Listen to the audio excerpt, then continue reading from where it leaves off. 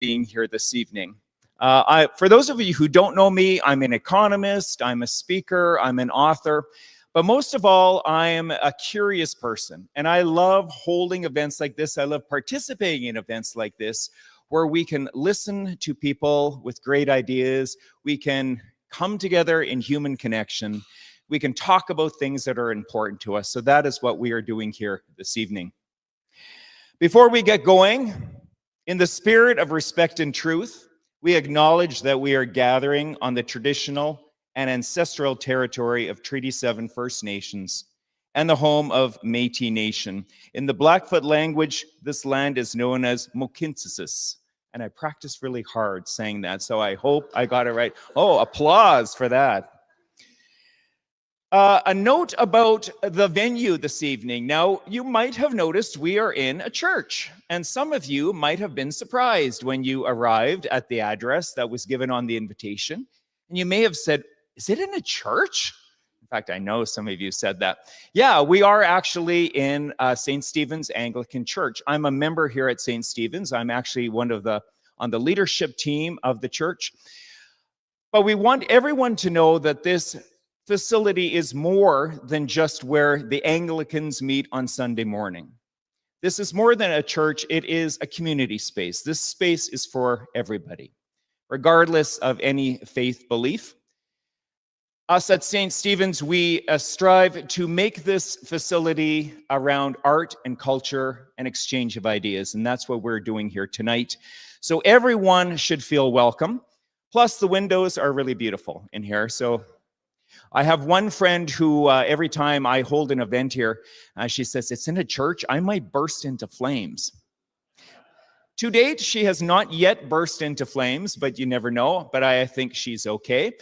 But if anyone tonight does feel they're about to burst into flames, maybe just indicate with your hand in advance, because if you do, we would like to capture that on video for the church newsletter. That would be fantastic to have that. Our TikTok reel would really enjoy that. But we do want everyone to feel welcome and comfortable.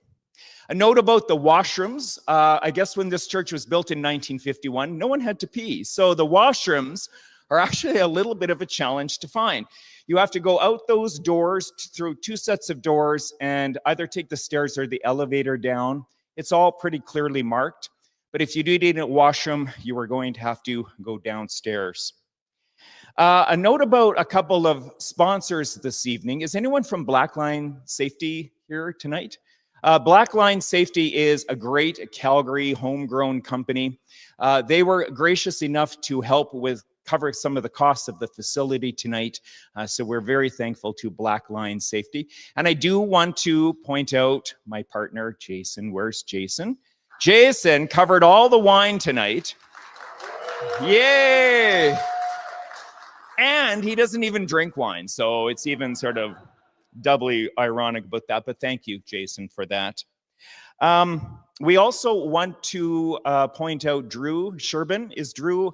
Drew is with the Canadian Mental Health Association. Some of you might have seen him and the table set up just outside as you came in. Oh, there's Drew.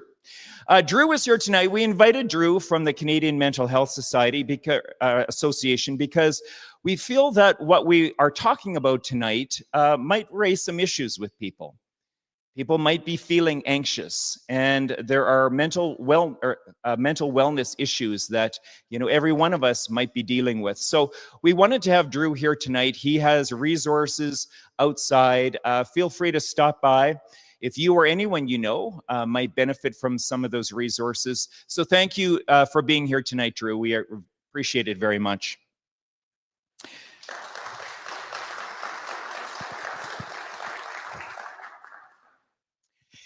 In 1973, a young high school student by the name of Judith Miles won a contest. Now, Judith was a very curious person about nature and things around her. The contest was being sponsored by NASA.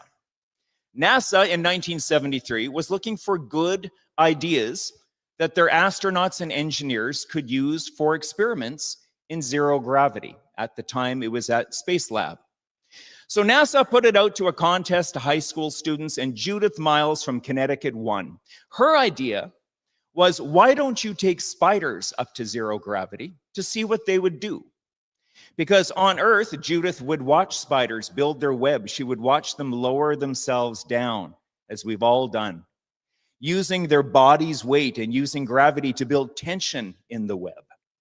And Judith was really curious to know, just what would a spider do without gravity? Would they be able to build a web? Would they even try? So NASA said, that is the best idea we've ever heard. You win the top prize. In 1974, 2008, and 2011, NASA has been conducting a series of experiments with spiders in zero gravity.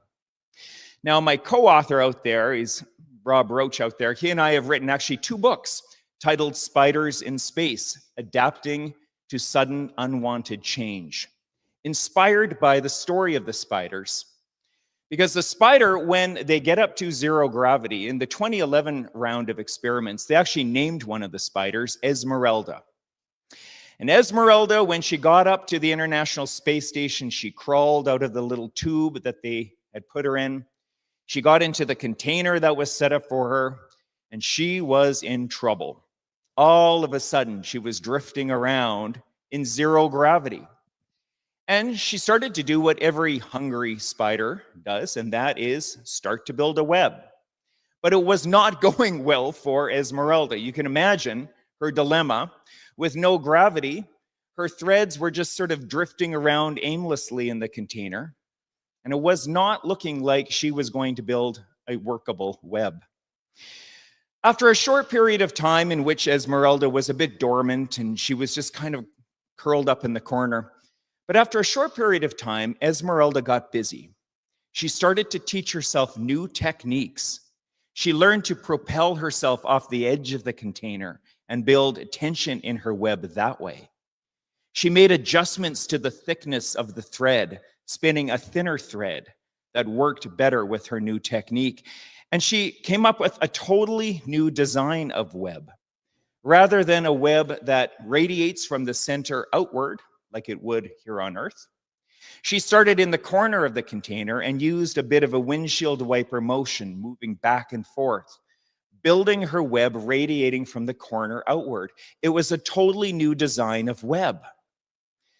Now, needless to say, the astronauts were amazed and fascinated by this, how a spider was able to adapt to very unwanted, very sudden change. The spider did not have 10 million years of evolution to figure out how to adapt to this new environment. Suddenly, everything the spider knew about its environment here on Earth, having gravity and a web technique that worked, suddenly that's gone. But Esmeralda figured it out. She was able to build a workable web. It wasn't a perfect web, but she was able to design a brand new structure of web, a workable web in zero gravity. Now, when I first read this story, I was inspired by it because I thought there has got to be lessons in here for us humans. How do we adapt when we are hit with the unexpected, when we are hit with unwanted change, when we are hit with uncertainty and chaos? A couple of the lessons that Rob and I drew out. The first one was know your story. Now, I don't know. I'm not a neuroscientist on spiders. I don't know what was going through the spider's brain. But you notice that the spider in zero gravity didn't have to reinvent herself. She knew her story was about spinning web. Spiders are trappers. They spin web to trap their prey. That is their story, and that story doesn't change in zero gravity. She didn't have to become some sort of predator hunter spider that was not in her DNA. She just had to figure out, how do I live out my DNA in this totally foreign, totally new environment? I always like to joke that if the spiders were humans in that situation, the first thing the spiders would do is form a committee, right? They would say, we got a big problem on our hands. We're going to strike a committee. The committee is going to go away for 6 months, and they're going to go to a conference room somewhere, and they're going to have easels and giant cookies, and they're going to ideate, and they're going to do all the things that we as humans do when we are faced with disruption, when we are faced with a challenge or a problem. And if the spiders were humans, that committee of spiders, they would have come back with one solution, and that is, we need these astronauts to bring us back to Earth right this minute. That is the solution. That is going to solve the problem. And they might have lobbied the astronauts and said, maybe hold little pickets and say, we need to go back to Earth right now. And that actually would have been an okay outcome for the spiders.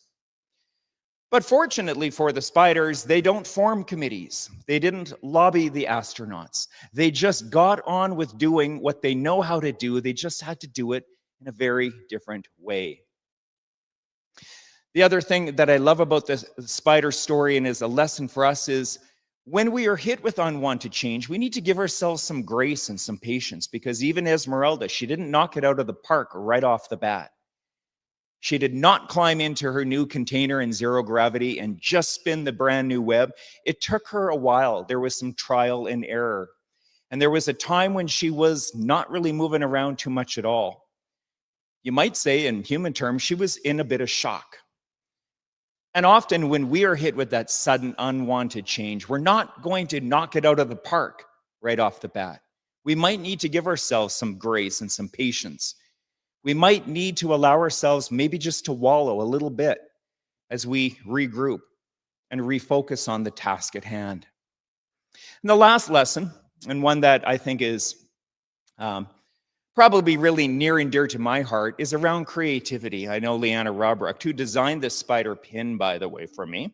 Some of you were commenting on the spider pin. This is the spider story. Yeah, it's beautiful. Leanna is one of the most creative. She's a chef. She's a jewelry designer, anything creative you need. Leanna is your gal. But the spiders were creative. They had to use their creativity and their imagination when they were hit with this unwanted change to design a brand new structure of web. So the spiders story, Rob and I, we wrote those 2 books. What we did with those books is, inspired by the spider story, we went and found human spiders. In other words, we found human beings, businesses, not-for-profits, athletes, who faced a similar story, and that is their world was turned upside down in an instant.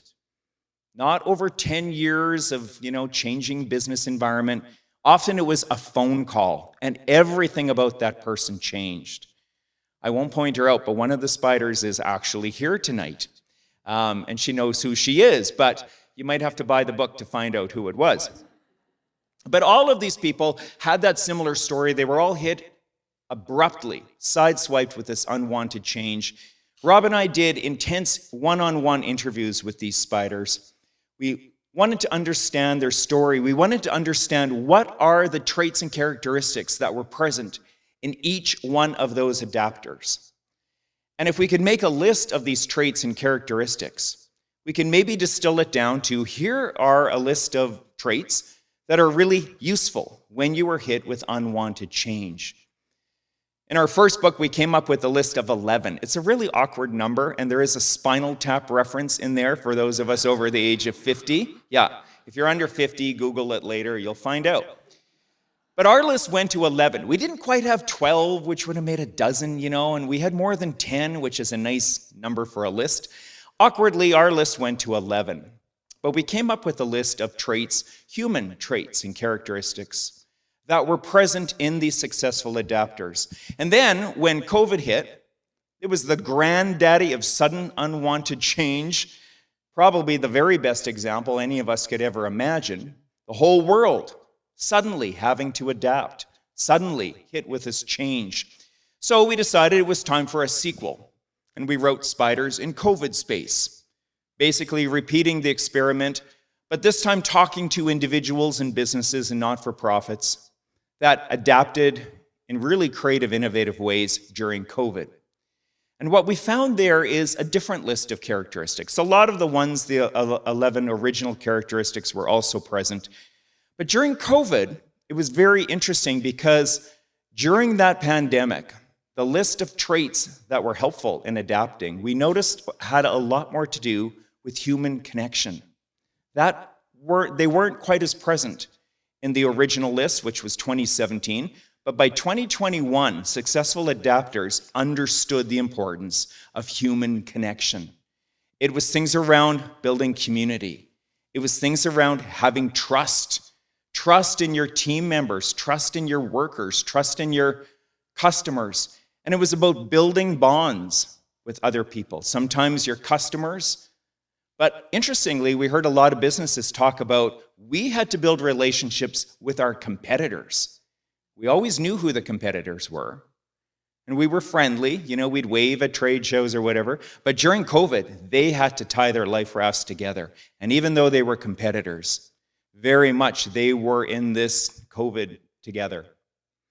So we saw during COVID how human connection was probably the single greatest trait and attribute for adapting to sudden unwanted change.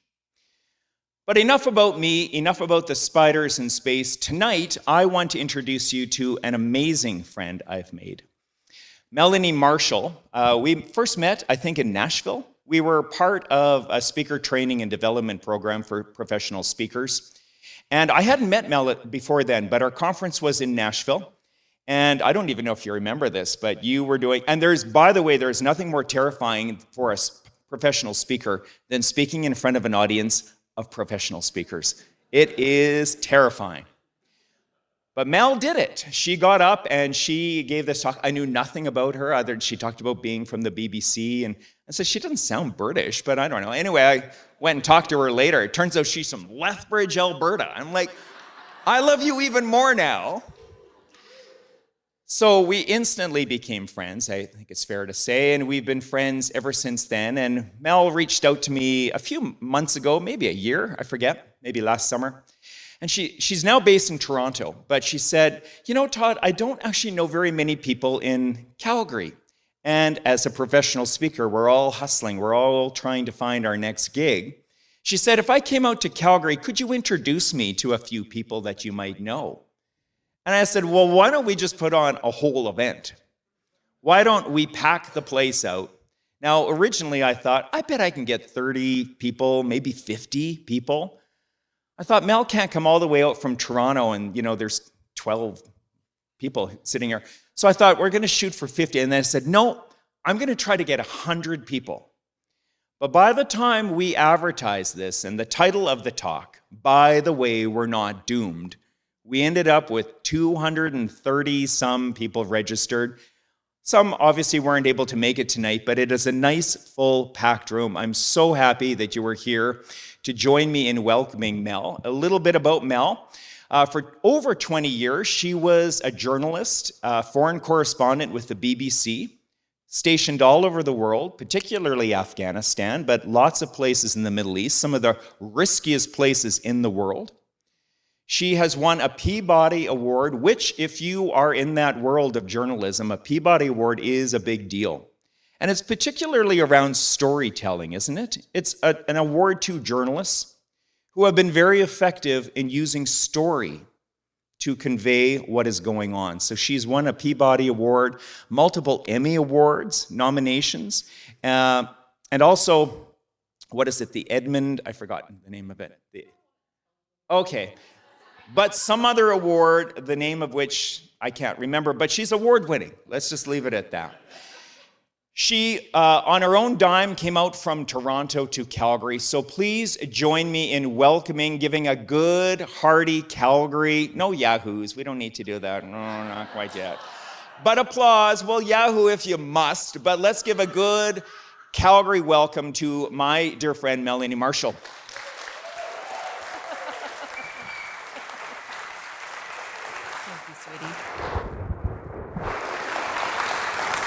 Well, I wouldn't mind a yahoo.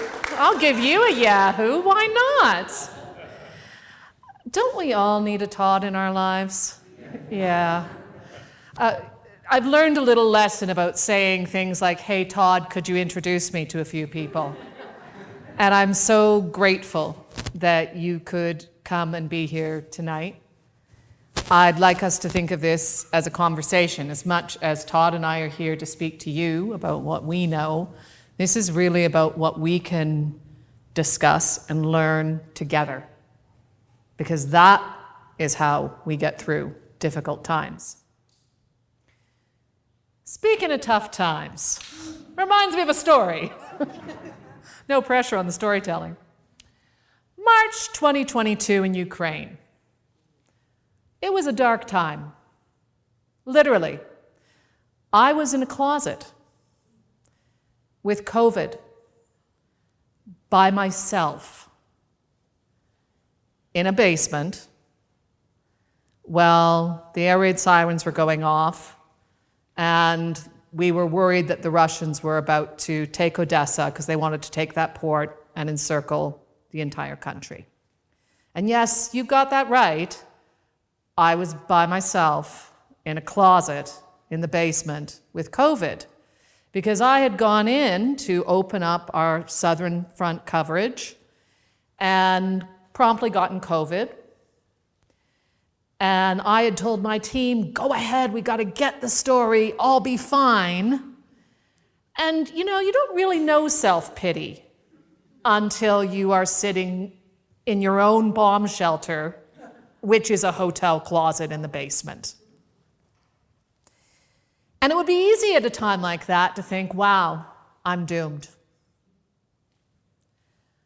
But doom is really, to me, a feeling of powerlessness.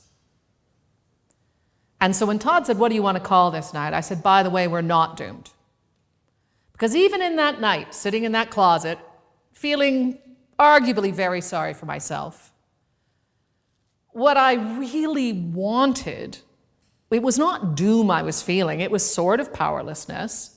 It was kind of wanting to call my mom, but knowing it wasn't a great idea to call her and tell her what the situation was. I was aware of that. And I think for a lot of us, if we are feeling that these are difficult times, for whatever reason, because we could all be sitting in this room and have different perspectives on what makes it hard, there is probably something underneath that.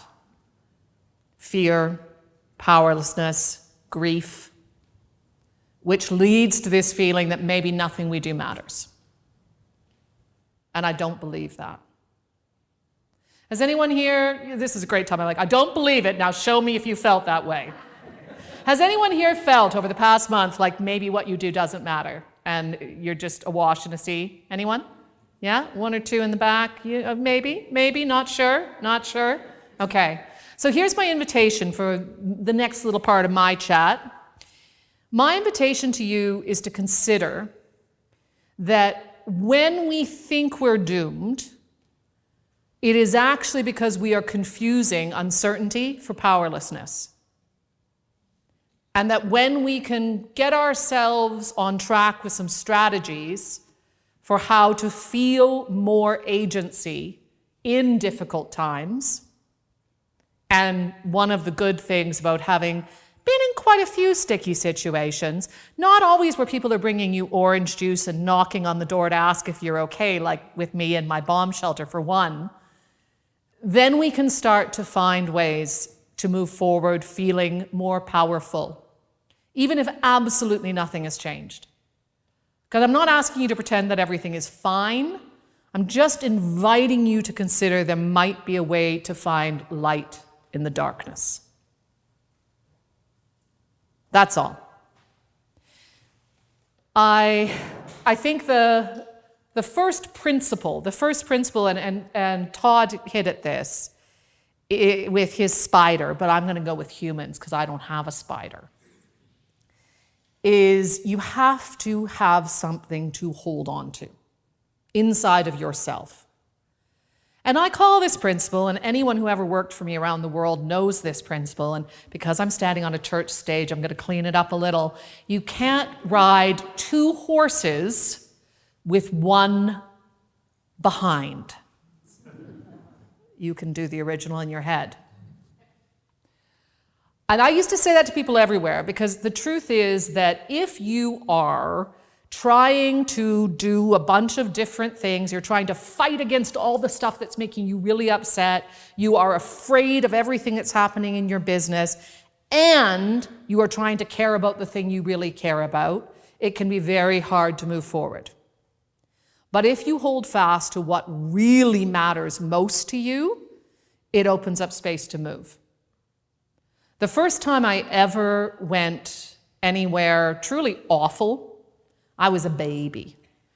And I went with a man who would become my work dad. I call him that to this day, even though he's retired now and mostly chainsaws off in the woods. And his name is Cookie, and he's important. He's important to me. He should be important to everyone. And Cookie and I went to the Dominican Republic because there had been a mudslide so severe that thousands of people had been wiped out in the course of minutes.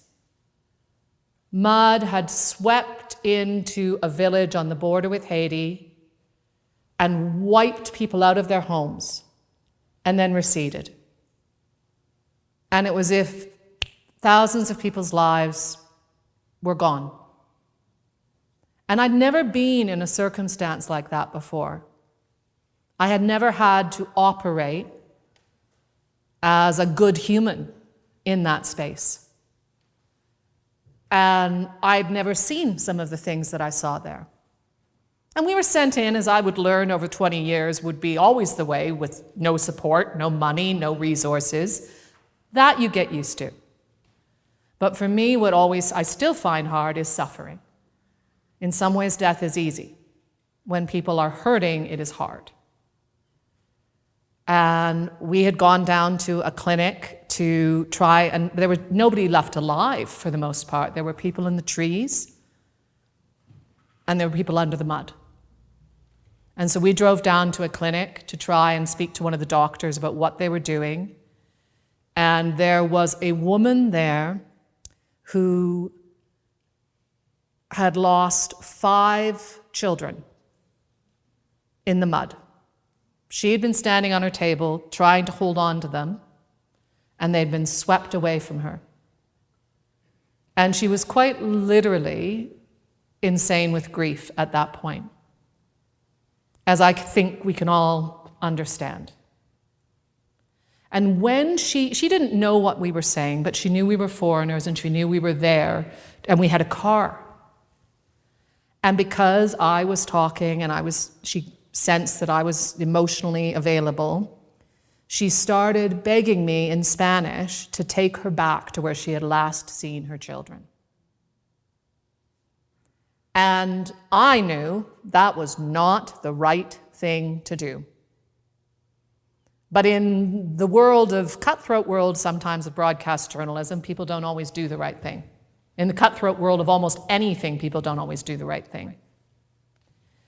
And we had people on our tail, right, coming to do the story. And this woman is holding on to me, begging. And I looked over at Cookie, and as if to say, like, what are we going to do? And he looked at me and he said, "Of course not, Marshall." And I thought, I'm going to follow this guy anywhere. And he probably regrets that because, like, 25 years later, I still am. You know, I call him, I call his wife, I get him to get the phone. And I'm not telling you that story to shock you. I'm telling you that story because he had such a sense of what mattered to him and who he was as a human that nothing shook that. Not getting the story or getting ahead. And it modeled it for me, and it modeled what it was okay to be.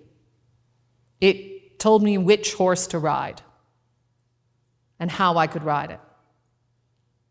And it doesn't have to be something like that. We mentioned Ukraine. When I finally was let out of the closet, I met a man named Igor, who was the head zookeeper at the Odesa Zoo. Now, we often have a joke that when you go to the zoo, it's when the story is over, but in this case, it wasn't. It was because the local producer who had, Andre, who we were working with, he'd previously been a heavy metal musician and graphic designer before I got a hold of him at the border.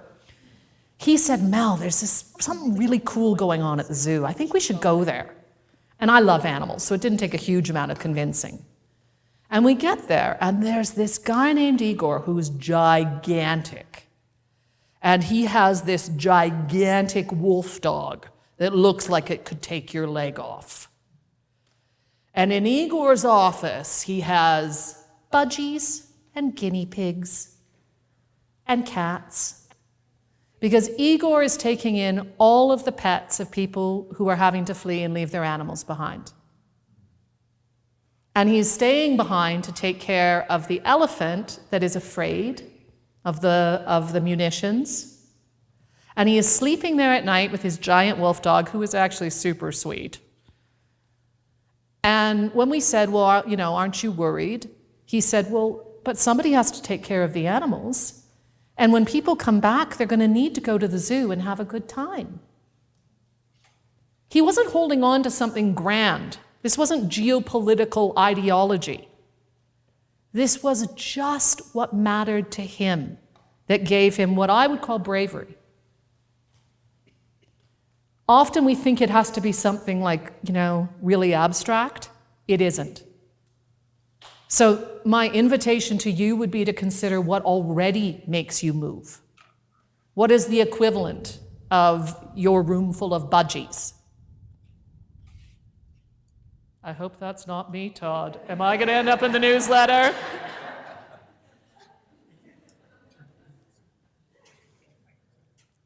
Because something already has. I'm sure of that. There is something already where you are showing up, where you are moving. You might just be dismissing it. And the good news is we don't have to do it alone. We've already touched on this, and we're doing it tonight.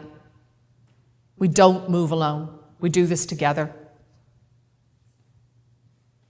Can you guys imagine if, Okotoks was all that stood between Canada and total domination by a foreign power?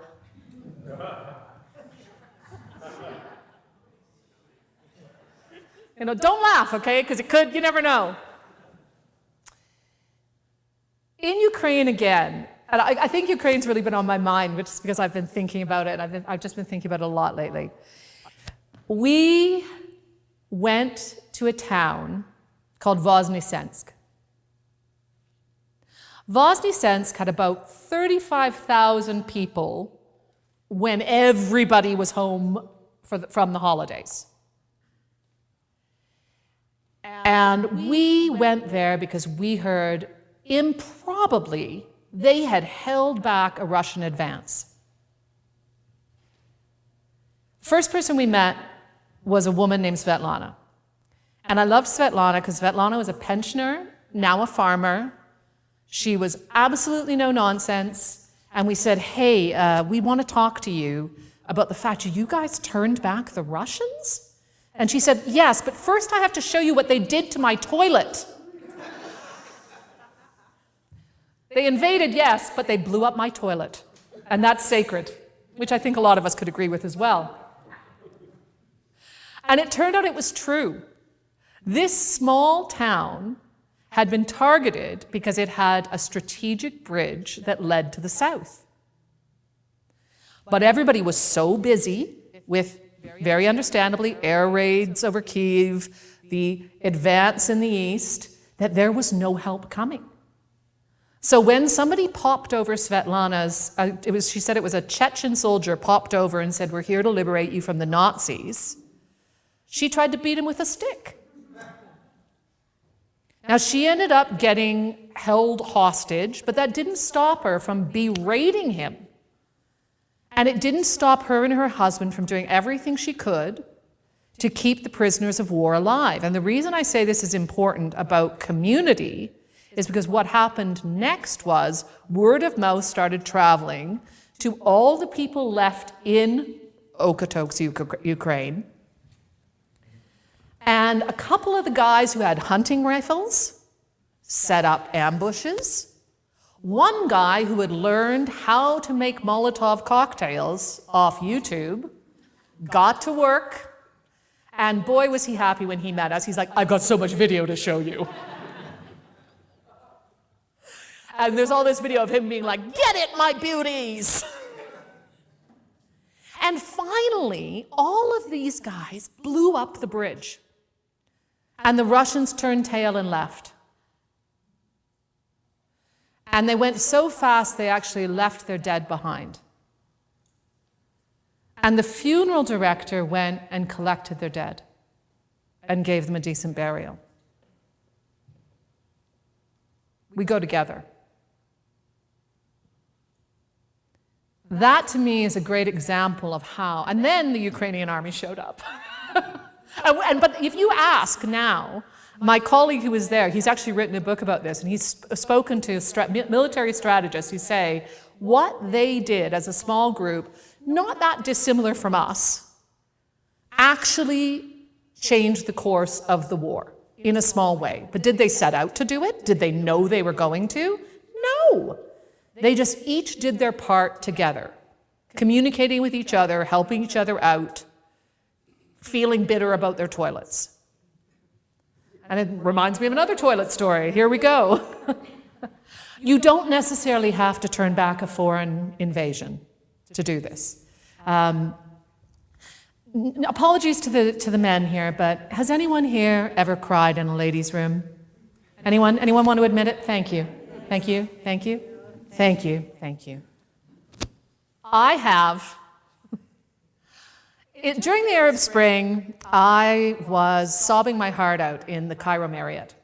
And in the bathroom, it was about 2 a.m. I'd been done wrong by someone who had done me wrong in a lot of other places. And you know the kind of crying you do when you think you're never going to stop crying? Has anyone ever done that kind of crying? Yeah. Anyway, more hands go up for this one. And I thought to myself, you know, this was somebody I'm supposed to be really close to. They know me. And how could they let me down like this? And this is, I will put money on this. And I don't gamble because I'm not good at it. But when everything else fails, someone will not. And it may not be your family. It may not be your friends. It may not be your work. But someone will not. Because while I was crying my eyes out in this bathroom, I heard, and I thought, no, I am busy. And I said, I'm crying. I'm busy crying. And a gentle voice in Arabic said something which I can only imagine was, let me in, because my Arabic's awful. And then insistent knocking continued until I realized I was going to have to open the door. And I opened the door, and there was this beautiful woman. Her eyes were heavily cold. And she said, no cry, no cry. And I said, I have to cry. And I pointed to my heart. I said, my heart is broken. And she said, no cry, no cry. And I'm like, well, what aren't you getting here? Is this your first time in a woman's bathroom? And she reached out and she put her hand on my heart and she said, no cry, no cry. Which I don't know if you've ever had someone show you compassion when you're really feeling bad. I cried harder. And then she said, because I think she realized she had a hard case, no cry, dance, dance. And I thought, well, I guess I have to dance. So she and I stood there at about 2:30 in the morning in the Cairo Marriott bathroom, me crying, her smiling, us dancing, until I stopped crying and realized that when everyone else had failed me, someone had not. That one knock on the door had changed something for me. I don't know her name, but I wish her well every time I think about her or speak about her. It's so simple to be the knock on the door. We think we have to do something, we think, well, I'm really worried about the climate, or I'm really worried about education, or I'm really worried about this, so I have to save that. You really don't. You just have to knock on the door. It's like the Mr. Rogers thing where we look for the helpers, and I think that's super important. But if you want to regain agency and stop feeling so doomed, be the helper in a very small way. I promise.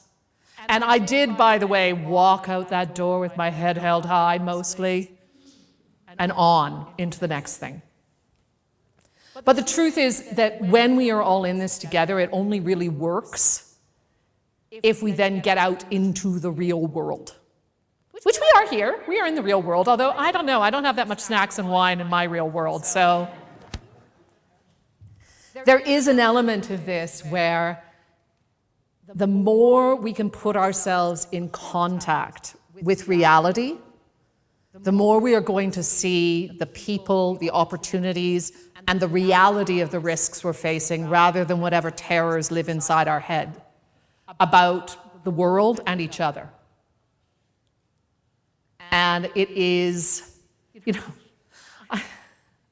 look, sometimes there's a time to duck and cover.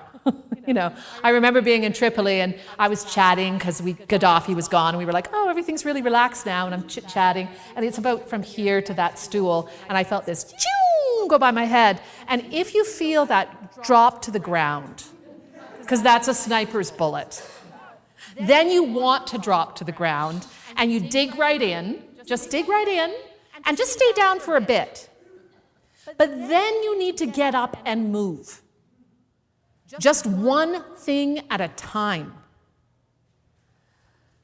I think back to going to Tacloban, which is a place in the Philippines where there had been, they used to call me Little Miss Natural Disaster for a reason. There had been a horrible typhoon, and I had gone to cover that. And first, I'd managed to get mugged in the supermarket buying supplies on the way. So that was number one. Nice work, right? Top, I know, she's won international awards, but she didn't watch her purse. But people are mostly good. Generally, people are mostly good. Just that one time. But I got mugged, and I still paid for the groceries and managed to get on a private plane without a passport and landed with all of our stuff in Tacloban. Contact with reality was fine. Everybody still helped out. You just had to get out there. If I would have let that be the end of the story, the part where I asked the cops in the capital, I said, in Manila, I said, do you think I'm ever going to see my purse again? And oh, how they laughed. Oh, yeah, they were like, wow, where's she from? Canada? Oh, Lethbridge? Oh.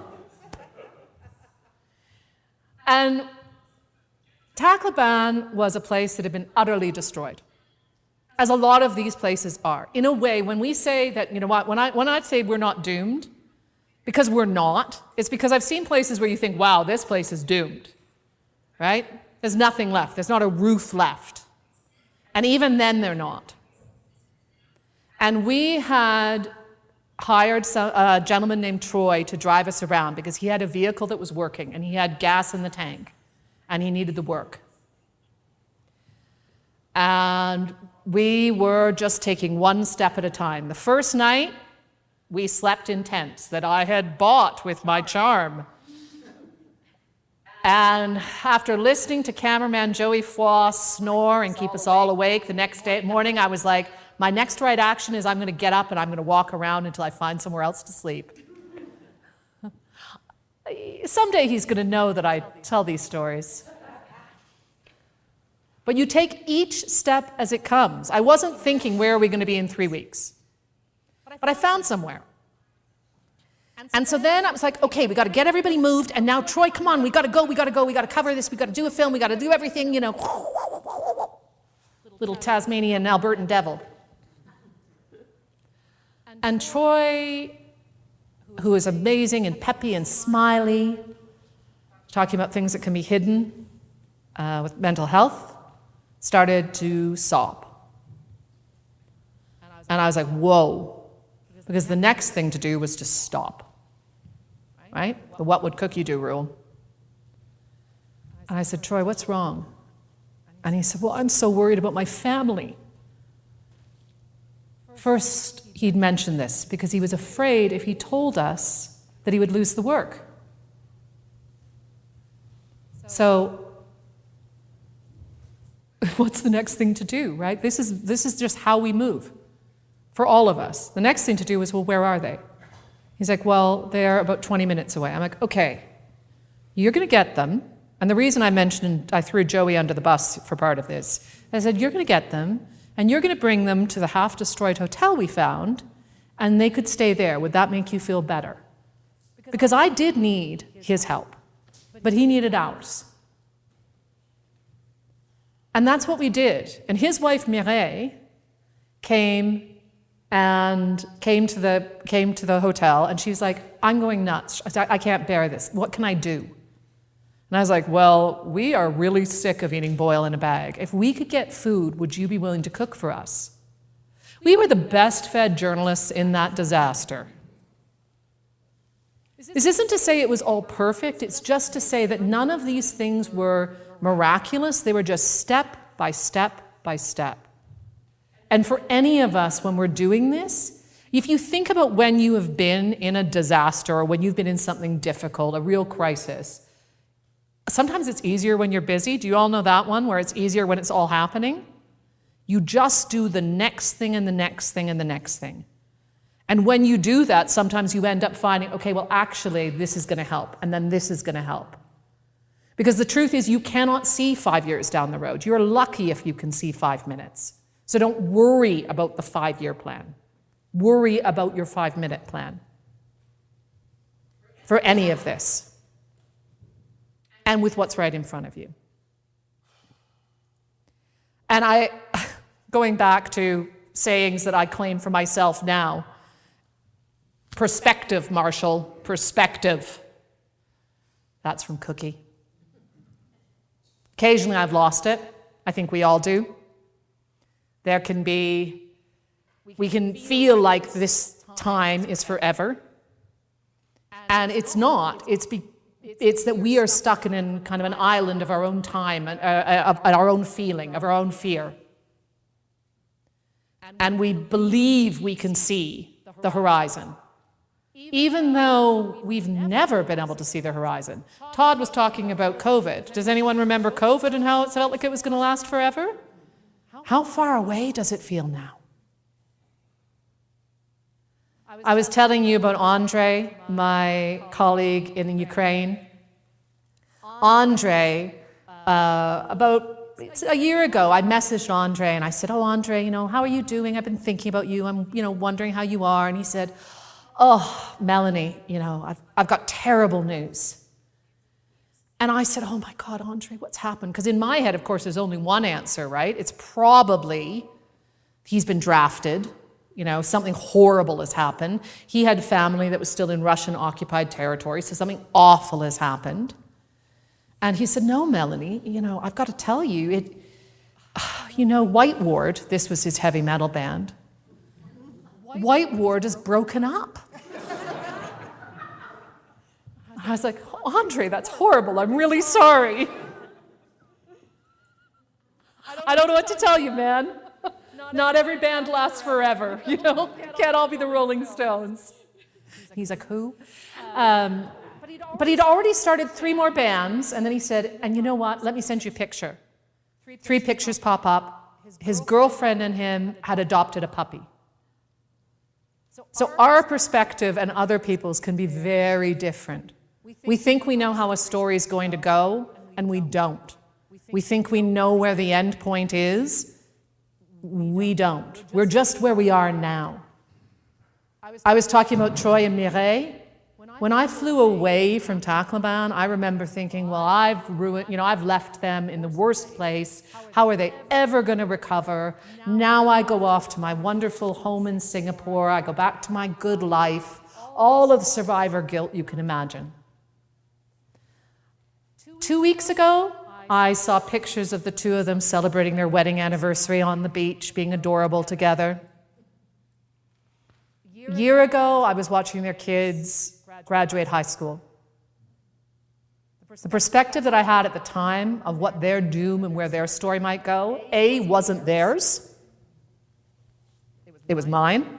And B, it's not the truth now. We don't always know. And that is not to deny the hard stuff, because this is where I get to the hard stuff. I probably should have warned you there was going to be hard stuff at the beginning, but you probably figured it out.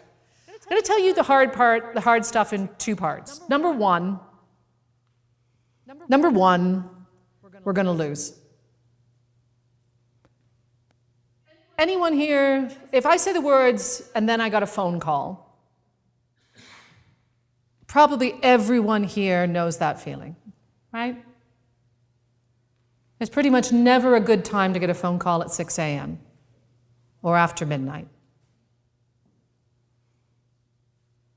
I remember being in the Middle East. I used to run the Jerusalem Bureau for the BBC, and I got a call at 6 a.m. from my desk in London to tell me that a fellow journalist that I knew, Shireen, had been shot and killed that morning, covering a story just outside of Jenin. And they wanted me to know because we were going to have to go and cover the story. But what it also meant was that I had to call everyone that she knew and who was close to that worked for me and tell them that she had passed. And there are losses that cannot be undone. When you have to tell somebody that they have lost someone they love and care about and respect, and when you have to just be there with people in their grief, you can't pretend that is, just plucky, get on through it, and nor should you. And we don't move on from these things. I think we move on with what we carry, we move on with what we honor. What I remember from that day was saying to 2 or 3 of my staffers, look, after listening to grown men cry, saying, look, I'll figure it out. I don't know how, but if you need to not work today, I will figure it out. And them saying, absolutely not. I'm going to be out there. I'm going to go do the story. I'll be in the car. I'll see you in an hour. They honored what she stood for, and I think a lot of us do that every day. And it's a way we move through what we've lost. It's a way we move through what we carry. It does not get rid of it. It just means we live to fight another day. We live to see a different part of the story unfold. And the second part of this, and this is the part you aren't going to like me for, the sad stuff you can probably handle. But this part, this is the hard stuff where the work we have to do is with people we don't like and we think are wrong. You guys are like, well, I'm back to the wine. Feel free, go back and get yourself a glass for this. There is no way to defeat doom as a concept just in amongst the people you already think are smart and good and right. It has never happened anywhere that all of the people disagreed with in a society have just disappeared and peace has been made. And the gift of living in North American society, and I realize I'm taking a risk saying this, but I got to say it anyway, is that this isn't broken. This might be battered and bruised. It might be hard. We might not like each other sometimes, but we're not broken. And we need to remember that. And that requires work. But it is a lot less work than putting together a society that has completely crumbled. Like, for example, Afghanistan, where I've spent a lot of time, a place that I love, that has been nearly impossible to piece back together, despite the goodwill and desire of so many. I think about a gentleman that I worked with in Cambodia. I went to Cambodia, and I'm going to name drop. I don't have that many. I don't have a lot of cool economist names to drop, but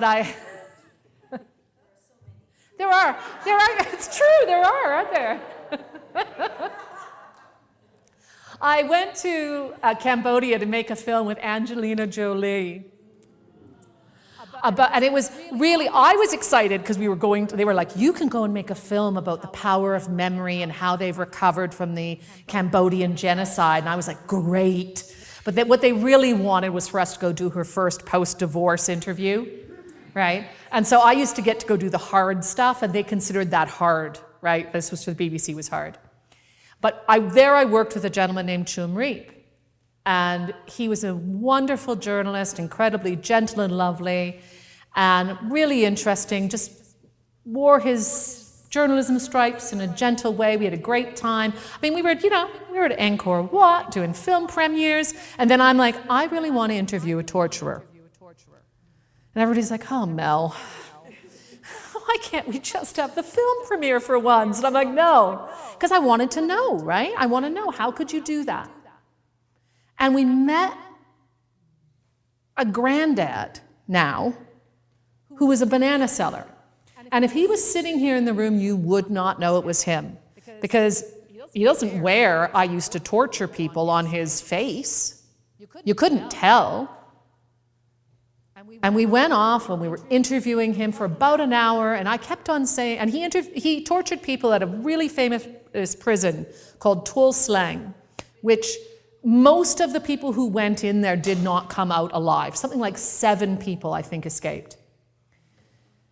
And we interviewed and interviewed and interviewed. And most of my questions were, well, couldn't you have made a different choice? Well, why didn't you try? Well, what did you do? And finally, Chum put his hand on my shoulder. And he was like, Mel, he did the best he could. And the reason that's remarkable is because Chum survived the genocide. Chum lost family members to that regime. And if Chum could be like, Mel, you're going a little hard on the Khmer Rouge guy, it made me think that maybe I could be a bit of a better person about speaking to people on all sides. And it's a general rule, and my invitation to you is go talk to someone about their dog or their bananas. But don't give up on the idea that there is common ground to be had and found, because there is. Having brought the room down, you might have noticed that my war stories have a little more pep in their step than some. I'd be like, whoa, I thought there'd be more bullets. But the truth is, I have never been to a war zone or a disaster zone or a conflict zone where there is not laughter. Not a single one. It is how we get through things as humans. Who here has laughed at something inappropriate? Come on, yes, that's the most hands of the evening. Joy is what keeps us together.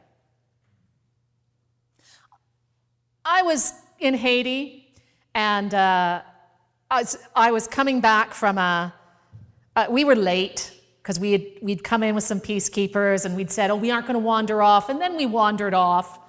And they said, we're going to leave without you. And I thought, oh, I hope they don't. And so we were coming running back to the base before they flew back to Port-au-Prince, rather than leaving us in this small town of Gonaive. And I tell this story just to bring it down a notch with any worthiness you might feel about me. And I came running towards the helicopter, trying to show how determined and what a good girl I was. What a good girl I was. And I went to you have to grab the handle and pull myself up into the chopper. And at that moment, there was the split heard round the world, and my pants split right down the back. And the Brazilian peacekeepers laughed. My team laughed. The distressed Haitians who just suffered another round of flooding laughed. Everyone laughed. So I've never been anywhere that there isn't laughter, even if I've had to be the cause of it. It is glue that connects us. It is what reminds us of why we're bothering to try and get through. And you have to hold on to it. If you're finding it hard, put it in your pocket. Like literally, if you have to put a little picture, of your family or your pets in there, put your little song in for your dance party, do whatever you have to do to put it in there. Because it exists everywhere. In all places. in this room, right? We've been having a laugh. That is the invitation again that I'm bringing back to you, right? I said we're not doomed. Because my invitation to you is to participate in what I think of as hope. This is what I call hope. Not something grand or stars streaking across the sky, but like small h hope. Like sitting down hope here. Discipline, practice. Good people believing in something, doing it together, one step at a time, having a laugh, and being willing to say, you know what, where was I maybe wrong once, and where might I be wrong again? That's a tough one. We don't have all night, or I would tell you mine. And I would ask you not to leave this room without deciding which horse you want to ride, doom or hope. Because you cannot ride two horses with one behind, people. One horse is much easier. Hope demands more of you. Doing these things demands more of you. But it is possible. Uncertainty does not mean that nothing we do matters. In fact, it's why we bother. Because we might win. We damn sure won't if we don't bother. So I still say, by the way, we're not doomed. But for that to be true, we need you. Here you go.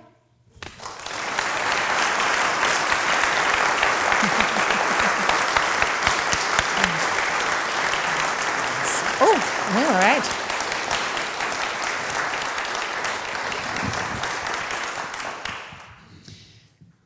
Well, that was fantastic. Thank you, Melanie, for that. I was busy taking notes. I was not playing Candy Crush or texting other people. I was busy on my phone. I'm always self-conscious sitting in the front row, being on my phone while someone's speaking. But I was taking some notes because there were several things that you said that really jumped out. And now you were going to answer for these. No. Oh, my God. No, I loved all of this. Something you said at the very beginning, uncertainty is not powerlessness. I love that. When I talk to economic audiences, I feel a lot of the time the fear that they have about the economy is because of maybe a lack of understanding what's happening. And it's my job, if I'm doing it well, to help them understand the situation. Doesn't mean the situation goes away. But if people can understand the situation, the fear level comes down. But I want you to say a little more about powerlessness. That's a big word versus uncertainty. It is a big word. And I think powerlessness is almost endemic when we feel overwhelmed, which is what you're speaking to, right? It's it's Todd, asked me a question about interest rates the other day, and I said, "Well, you tell me, Todd."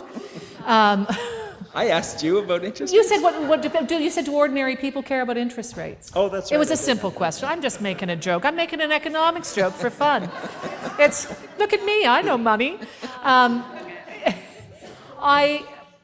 Powerlessness is a big word. And I think it's only when we start to make things small that people begin to feel they get their power back. That's where we come back to agency. So uncertainty is this, and I think that's where there can be this real danger now of where we start to feel like, well, unless I can understand everything and keep up with everything. Is anyone trying to keep up with everything in the news? I hope you're not. Good. Don't try.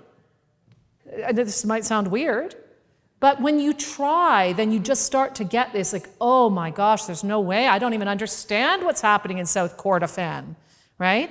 And well, you can't. And the more you feel that overwhelm, the more you start to feel like, you're floating in the ocean, and not in a good sea otter way, but in like a microplastics are in my body way. And that powerlessness then leads us often to give in, to say, well, okay, well, you know what, I'm out. I'm out. I can't do anything. And frankly, that's the worst thing for any of us, right? So the smaller you can make things, the more power you'll feel. I've got more questions, but I want to yeah. put it out to the audience if there are any questions from the floor. I'll answer anything. Just for the record. Question, or are you about to burst into flames? So far, no flames. So question, go ahead. And I'll repeat it so that the people can hear it. You have been and seen very difficult situations. How have you been able to cope through that? And we have the mental health table out in the lobby. How have you been able to get through those difficult situations? Because right now, you appear like joyful. I am joyful. That's real. Yeah, I'm joyful and I'm an optimist about the world. I think I've been lucky to be in these places. I've met more of a range of people and been in a greater range of places than most people ever get to. And so I don't necessarily think of it as coping. It's an interesting reframe. And like how sometimes things are really hard, and that is about the people you have beside you and with you. It is always about the people you have beside you and with you. You know, we find safety in ourselves and we find safety with each other. That is, we don't need things to be less awful. We just need to have something inside ourselves and we need to have each other. So I talked to you guys about Cookie a lot, right? I had Cookie, right? I had somebody that I trusted for advice and support. I have an amazing therapist that I taught to use Zoom, just for the record. I've sought out support, but I also do see joy. It's one of the reasons I do this now, is because it's really important to understand it's not all bad out there. So when I've been in these places, I've not just seen the awfulness. Does that make sense? Yes, it does. Yeah. One of the stories you told that I loved the best was Igor. Was that his name? Which one? Oh, Igor the zookeeper, yeah. And that line, who's going to care for the budgies? Yeah. Right? And sometimes I think it's as simple as that. When we feel overwhelmed, maybe with anxiety or all the things, we need to be the Igor. We need to say, well, someone has to take care of the budgies, you know? And that probably alone got him through it. I think it did. I think it probably helped him as much as anybody else, right? Yeah. And it was also about, he wasn't trying to say, well, who's going to figure out how to save, how to save the Ukrainian Navy, right? Because that wasn't his thing. He didn't know how to do that. He knew how to take care of animals. And the other woman you mentioned in sort of that same story about Svetlana? in Ukraine. Yeah, Svetlana, and the toilet. But She's so mad. But it was the same thing. It was everyone did a small bit. And together they fought back the Russians. Is that what happened in that? They literally pushed back the Russian advance in that town. And nobody had special forces training. Nobody knew anything unique about like strategy. I mean, maybe somebody had played D&D once upon a time, right? I don't know. Risk. But they each did what they could. Yeah. Any other questions? Yes, Madeline. Many of us think of our lives in chronological terms. The way that you've told your stories, you have captured it in terms of emotional themes. How did you come to do that? Is that the journalistic training that you've had, or how did that come about? Ooh, that's a good question. I like you with your questions there, Madeline. Look at you with your journalist training. Oh, Madeline knows her stuff. Do you know what? When I left the BBC, I knew I wanted to try and speak about my experiences differently in a way that wasn't just, I wanted to try and tell a different story about what I'd seen. And so I was really thinking about what is it that I've mostly taken away? What have I learned? What have other people taught me? And I spent a lot of time just kind of thinking and writing and talking to people. And it started to kind of come out. So I suppose it's a combination of storytelling, and I think about the people who have moved me the most. And those are the themes that have emerged, really. Yeah, that have shaped me. I think was there a question here? Yeah. Yeah, a bit of a Donbass question. Yeah. Yeah. Oh, okay. Sort of. How are you feeling about the prospect of requiring a passport to come back to your hometown? Oh. Wow, that's out of the blue, but Is it- go well, ahead. Well, it's not entirely. I did sort of wonder if there might be a tough question or two in this crowd. Would you like to be more specific? Is this what I think it is? Is this a question about the... About our separation question. Oh, okay. So, all right. So two things. If anybody here is suddenly feeling their amygdalas fire up, on either side, whatever you're feeling, just remember we're in this room together to listen and just to be in here, right?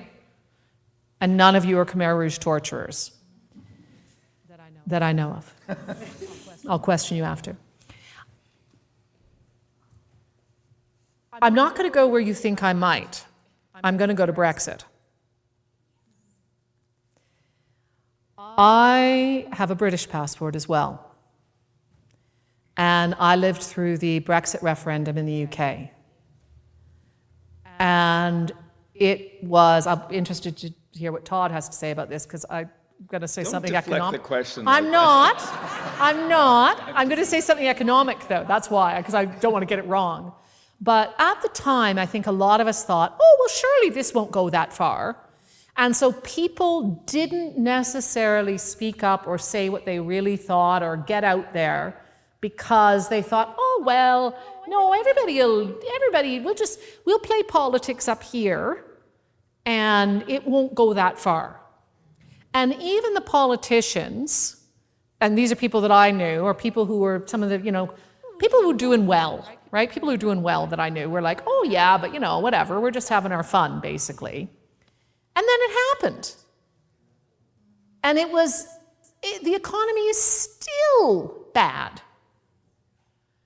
And we still haven't figured out how to get out of it in a good way. And it's still a problem, not as much, but it's still a problem of social cohesion, right? It's still a problem where people feel hurt. When everybody's sort of like, okay, we know we kind of need to undo this economically, but I still can't get off my high horse, right? And people still don't know how to talk to each other. So I think, how do I feel about it is, I think, wow, is this, I was kind of like, is this really happening?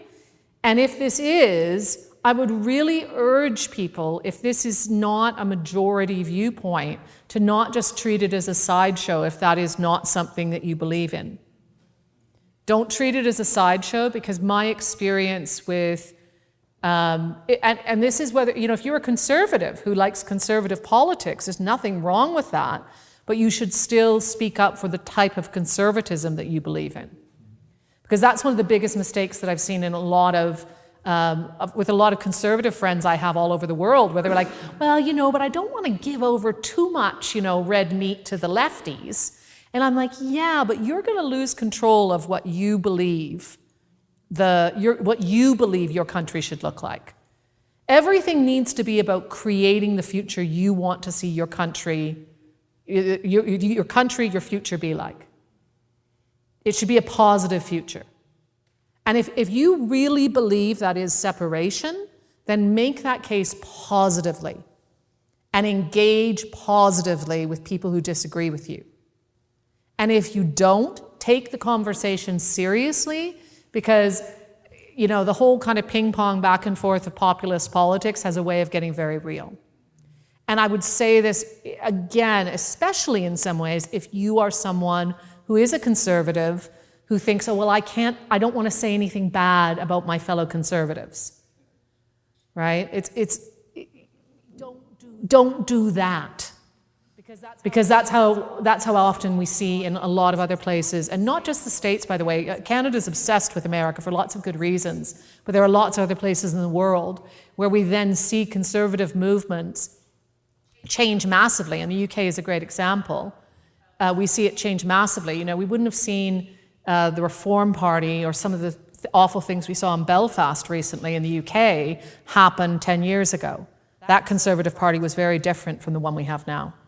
I don't know what you think, Todd. Now I am deflecting. It's not deflecting so much as sharing the question. Well, I wanted to shift back to Yeah. to your talk.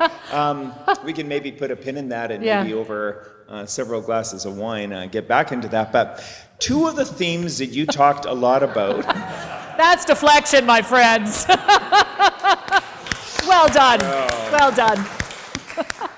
Two of the themes that you talked about are two very important emotions. You talked a lot about joy, and you talked about grief. Yeah. And it reminded me of a piece I wrote a couple of years ago, sort of comparing all the emotions in our lives to a dinner party.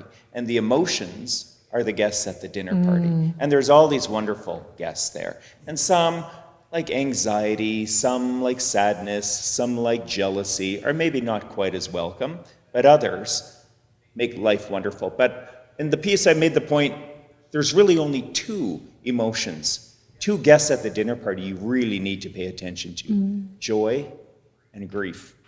Joy for the obvious reason, that is what makes life wonderful. But grief is that horrible, horrible dinner guest party that knocks things over, that insults you, that is rude to everybody, that is just belligerent and unbearable to be around. But if you sit with grief and you allow it to whisper in your ear, it will tell you, you have been loved and you have loved. And that is the only emotion that will do that to us. And as horrible as that dinner guest is, if we're prepared to sit with it and listen to it, it reminds us of love.